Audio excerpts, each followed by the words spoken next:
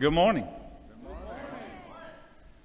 Well, when they asked me to speak today, I started thinking about what I should say, and I thought about a lot of different things I could say. And actually this morning, as I was sitting there eating my breakfast, eating my bacon and eggs, I started thinking about the animals that were involved in the production of my breakfast. You see, the chicken was associated with my breakfast. The pig was dedicated. Now, one of the things to be successful in life is dedication. I'll tell you a story about my daughter. I have a beautiful 13-year-old daughter, and about 5 years ago, she decided she wanted to play softball. So we got her a bat and a glove and signed her up, and she started playing, and the season wore on, and we started getting towards the end, and she came to me and she said, "Daddy," she said, "oh, I hope I make All-Stars." And I said, "Well, baby, you can forget that." And she looked up at me with those big eyes. She said, "But Daddy, why?" She said, "I really want to." I said, "Well, you're not very good." And she said, "What do you mean, Daddy?" I said, she says, "I go to the games and I go to practice and I try." And I said, "Yeah." I said, "But you're not doing what it takes to be an all-star." I said, "See, you're just associated with it." And she said, "Well, what do I need to do?" I said, "Well, in the afternoons, when we have time, we need to get out in the yard and we need to practice throwing and catching and batting and running, and you need to start exercising more instead of sitting on the couch and, playing video games." And so over the next year, she took that to heart, and boy, she almost wore my arm out.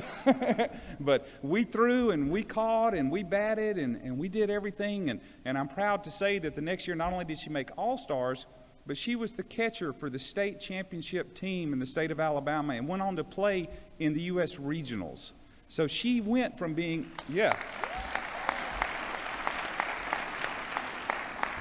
She found out the difference in being associated with softball and being dedicated. And that's one of the things you're going to have to ask yourself as you go through Auburn University in Montgomery. Are you going to be associated, or are you going to be dedicated?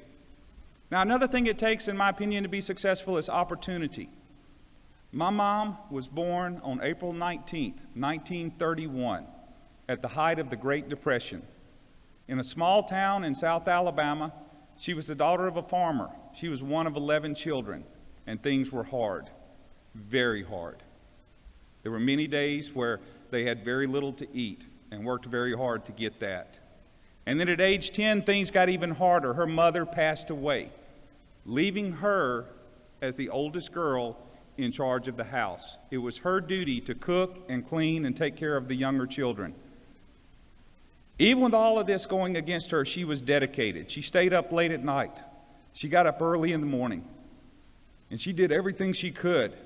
And when she graduated, she was valedictorian of her high school and received a full scholarship to the University of Alabama.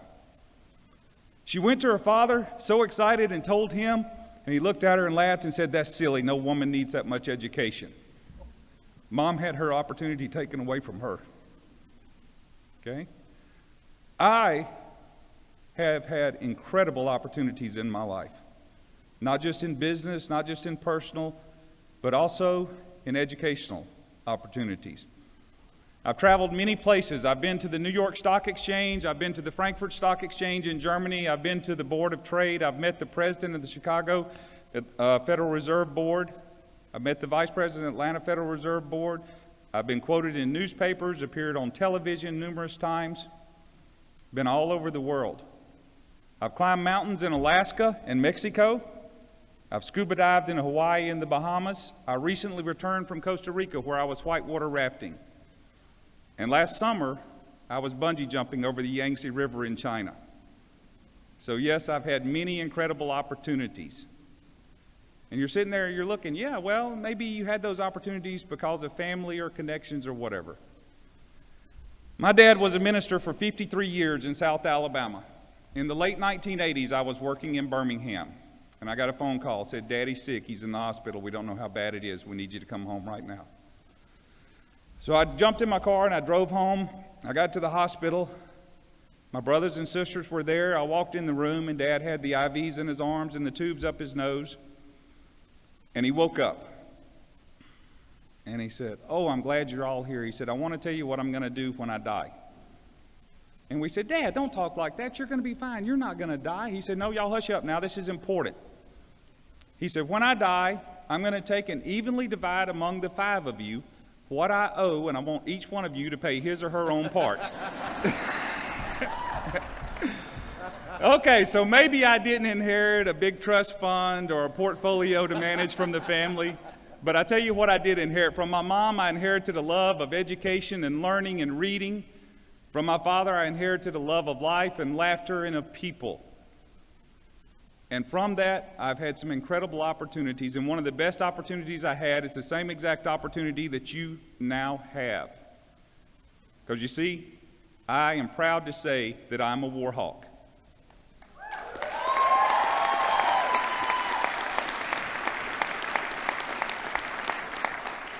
I graduated from AUM, and the education that I received and the relationships that I formed have helped me to go out throughout my life and have these wonderful opportunities that I have been given, and the dedication that I've shown has been forged in the education that I received from my professors.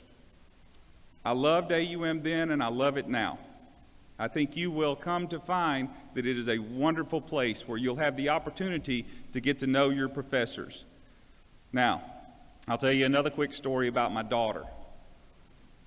It's been second grade, so quite a few years ago, and she had to take those dreaded spelling tests. How many of you remember those second grade spelling tests? They were awful, weren't they? Yes. And maybe she wasn't making quite as good a grades as I thought she should, and so I told her, I said, Brittany, we got to do something about this. And ever since Brittany was little bitty, she's loved church. Anytime the doors were open, she wanted to go to church. She just loved it. And Wednesday night, they had a youth program that she really enjoyed, but the problem was Thursday morning was spelling test.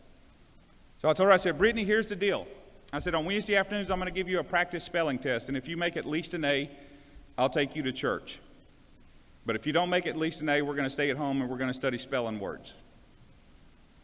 Well, she had no choice. She was in second grade. I'm the dad. She's got to do what I say, right? She's now 13. It's not as easy to tell her what to do anymore. So time rocked on, and we started taking the test, and one afternoon I'm sitting there, and I'm calling out the words, and I get to mayonnaise. And she just sat there. And I said, mayonnaise. And she just sat there. And I said, Brittany, aren't you at least going to even try?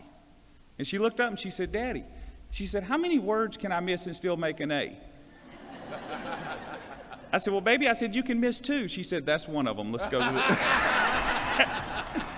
See, she found out, she had discovered at this early age that sometimes it's not always making 100, and that's something that you need to remember. While education and learning and studying and going to class, all those things are important, taking advantage of the opportunities you're going to have here at AUM are also important.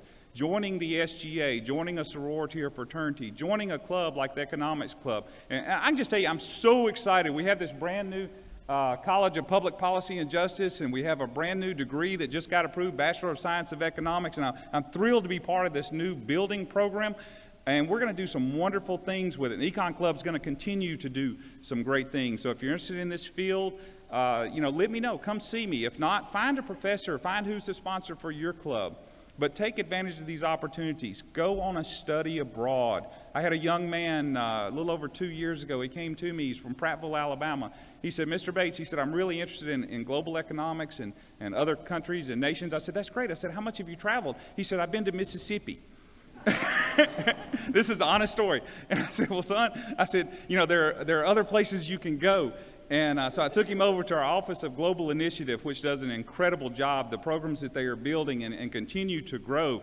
And I'm proud to say that last summer before last, he went to China on a study abroad trip. And this past summer, he was in Korea for a month on a study abroad trip and learning languages and culture and food and earning credit all at the same time, earning a college credit. So instead of sitting and listening to one of these boring people, one of these great people, he was out there experiencing life. He took advantage of that opportunity. He dedicated himself. And I'm just so proud of him for stepping out of his comfort zone. And that's one of the things that I would challenge you to is while you're going through this, there's going to come that time where you're going to going to have to decide.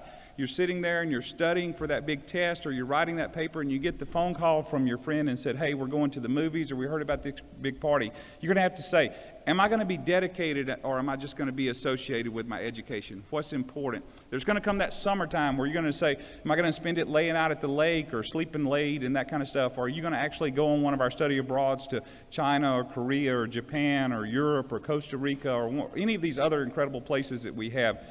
Okay? Let's just think about it. I told you a moment ago that I'm a Warhawk, that I graduated AUM, and it's been a few years ago. Not quite as long as the chancellor, but okay, a few years ago. Put yourself in my position 25 years from now. If you were asked to give this speech and you were standing here in front of young incoming freshmen, would your story be one of association or would it be one of dedication? Because you see, when I was given the choice in the breakfast of life, I chose to be the bacon. And I challenge you, be the bacon. Thank you.